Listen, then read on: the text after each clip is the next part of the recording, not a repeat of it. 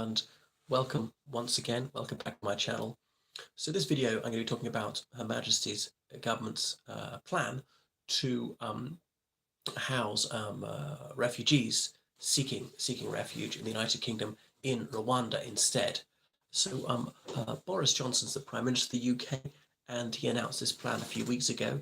The Home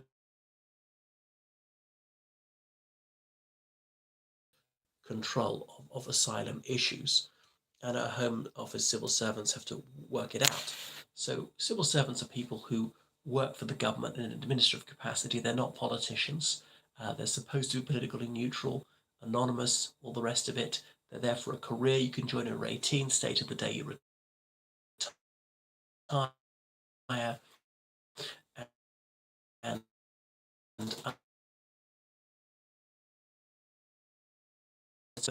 is it going to work? How is it going to take? How much does it cost? What obstacles do you foresee? How can we surmount those obstacles and monitor the progress of ongoing policies? Talk about any difficulties. Are they succeeding? Are they failing? And so forth. But a lot of civil servants have come out against this one. It said that some of them are going to go on strike, regarded as unconscionable. So anyway, civil servants apparently can't say what advantages they're going to be or how much it's going to cost. Now, it could be that the civil servants are being ideological or are deliberately going slow or trying to be obstructive or so on. Some people say that this is going to be unlawful, and there have been numerous leaks to the press. There are people who claim this idea that the civil servants is apolitical is a myth. Everybody's political. Everybody has opinions. Civil servants, they tend to be fairly educated people. Almost all of them have degrees these days.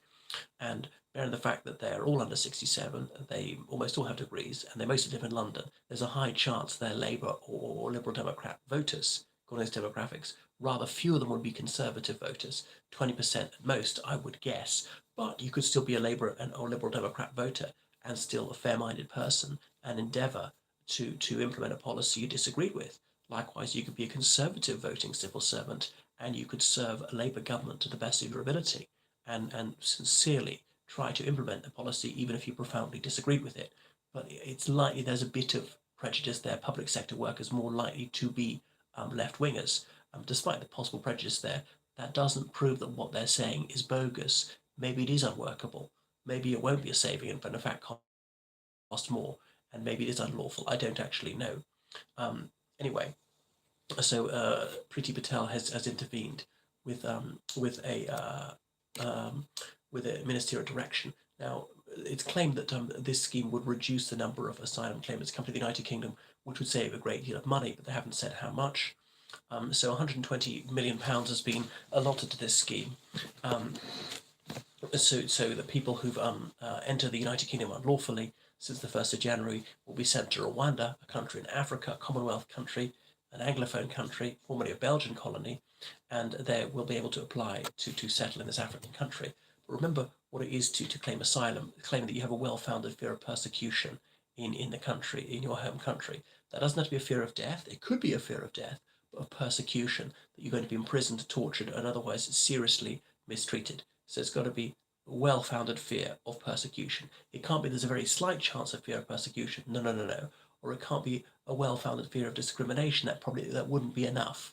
I'm often told that in the United Kingdom women are discriminated against, or ethnic minority people are discriminated against, but I don't think that's a sufficient reason for them to seek asylum in the United States or Japan or Mongolia or Burundi or anything. Why did they choose Rwanda? I suppose Rwanda was willing to receive them, and Rwanda's going to make some money out of it and must have a reasonably good human rights situation. Having said that, only a few years ago, the British government castigated Rwanda's human rights record, therefore making it less credible that this is a good destination to send these people to. The United Nations High Commissioner for Refugees has lambasted the United Kingdom for what it's doing, saying you can't outsource this responsibility to mull over the applications of those who are seeking refugee status. Now, anyway, Australia used a similar thing, sending people to islands in the Pacific Ocean. And some people have said that Australia, this worked for them. It was an efficacious means of reducing the number of asylum seekers coming, and it saved money. The other thing is it's going to wreck the business model of people traffickers. Of course, people go in these leaky boats or just life rafts across the English Channel. They can't all be saved. Some of them drown. And so, if it's going to save lives, is this morally acceptable? I suppose so. Maybe even morally imperative. Trouble is, we don't really know till we try it. This is a bit of a moonlight steeplechase. Um, but when Australia used these offshore detention centres after 2001, um, the United Nations and various human rights groups, they rapped Australia over the knuckles, saying the conditions there weren't good enough, and that it's asylum seekers to Eritrea or Rwanda and so on. But I don't think that one really got off the ground. So Labour's Shadow Justice Secretary Ellie Reeves, she has denounced this plan. The Archbishop of Canterbury is called the highest priest in England. He has said it's ungodly. But people are saying, well, what are you doing about it? Oh, you're just a typical left-wing clergyman. Why don't you have them living in Lambeth Palace?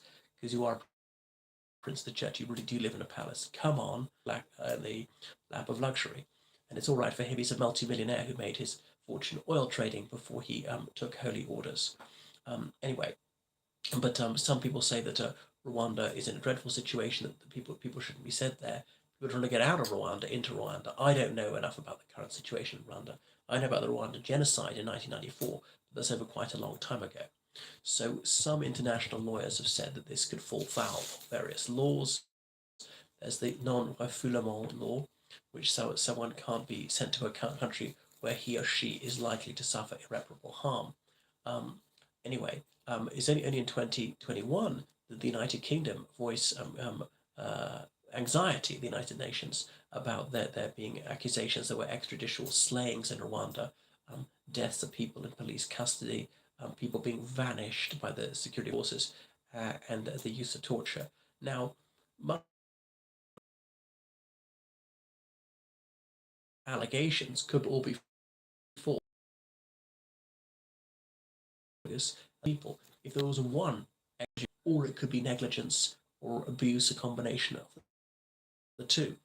Enforced disappearances, if it's not by the security forces, well, they're kidnappings in every country, I'm afraid. And just because someone disappeared doesn't mean they're actually gone into hiding. And read about this Rwanda option. So it seems to be criticised by more or less everybody who knows much about the situation. But the Home Office says that Rwanda will consider the claims in consonance with the United Nations Refugee Convention, national and international human rights law, and so on. So Ms. Patel, who's the British Home Secretary, she says that the British people have been demanding some change for years, that this asylum system is really sclerotic, can't cope, it's too expensive, and it's we want to disincentivize people smuggling, and the Royal Navy is going to people smugglers to just get people into debt bondage. They pay tens of thousands of pounds to come from the far side of the Navy who will rescue them. Of course, the Royal Navy doesn't actually get to everybody in time, and that leads to more people drowning. If nobody was rescued, then there'd be no incentive to go to the English Channel, and fewer people would die in the long run. But the trouble is, I don't think that the British conscience would allow it to let people drown when you could save them, even though in the long run that might save lives. But might do, that's the trouble. So it's agonizing. There's no easy answer here.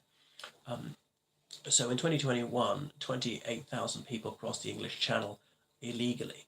And then some days ago, 14 boats crossed in a single day across the English Channel. Obviously, depends on the weather. The number of people crossing was much lower in 2020 because of coronavirus, only a bit over 8,000. So there seems to be a policy that's coming on it. And the last thing the Conservatives need right before these local elections on Thursday, the 5th of May. But is there method to Boris Johnson's madness? Because this is talking tough on asylum, and that appeals to a certain segment of the electorate, particularly some Conservative voters will actually be motivated by this, saying, yeah, that's going to actuate me to vote, standing up to these lefty Hampstead liberal types, these bleeding hearts who are always wanting to take in asylum seekers, even if that causes problems, or even if that puts too much pressure on public services and so on. So that might be why he's doing it as well. There might be some electoral calculation involved in this. Is this scheme actually going to go ahead? It's dubious. Is it going to work? I mean, work in one sense, as in reduce the number of illegal asylum seekers coming to the UK, have these people have their processes, their claims processed properly, save money, save lives. Is all that going to work? It seems improbable that it's all going to go swimmingly. Right, thank you for watching my channel. Toodaloo.